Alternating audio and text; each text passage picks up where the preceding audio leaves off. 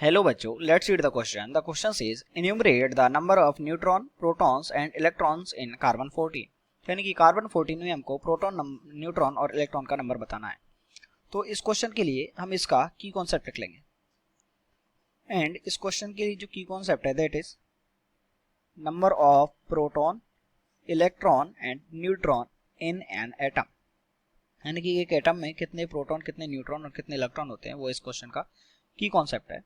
And देखिए, जो हमको एटम दिया गया है वो क्या दिया हुआ है, कार्बन, और इसका मास नंबर हमको दिया गया है 14. तो कार्बन का जो एटॉमिक नंबर होता है वो क्या होता है, 7.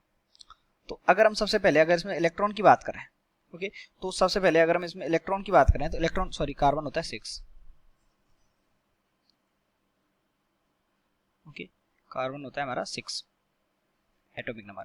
तो इलेक्ट्रॉन कितने होते हैं, जिसमें इतने जो इसका एटॉमिक नंबर होता है उसमें इतने इलेक्ट्रॉन होते हैं. तो इलेक्ट्रॉन कितने हो गए इसमें, 6. और इलेक्ट्रॉन के बराबर ही क्या होते हैं, प्रोटॉन होते हैं, क्योंकि जितने इलेक्ट्रॉन उतना ही प्रोटॉन. क्योंकि जो एटम है वो अगर हम नेचुरल फॉर्म में देखें तो वो कैसा होना चाहिए, न्यूट्रल होना चाहिए. तो प्रोटॉन कितने हो जाएंगे, 6. और अगर हम इसके न्यूट्रॉन देखें तो न्यूट्रॉन क्या होता है, जो नंबर ऑफ न्यूट्रॉन्स है वो कितनी होगी, इसका जो मास नंबर है जिसको हम ए से बोलेंगे और इसको अगर हम बोलें जेड, तो नंबर ऑफ न्यूट्रॉन्स कितना हो जाएगा, ए माइनस जेड. तो ए माइनस जेड, ए का वैल्यू यहाँ पे कितना गिवन है, ए का वैल्यू हमारे पास 14 माइनस जेड 6. तो नंबर ऑफ न्यूट्रॉन्स कितने हो गए, 8. यानी कि इसमें जो न्यूट्रॉन है वो तो है 8, प्रोटॉन जो है वो कितने, 6, एंड जो नंबर ऑफ इलेक्ट्रॉन है दैट है 6. तो ये हमको इसमें बताना था. I hope you understood it well. Best of luck.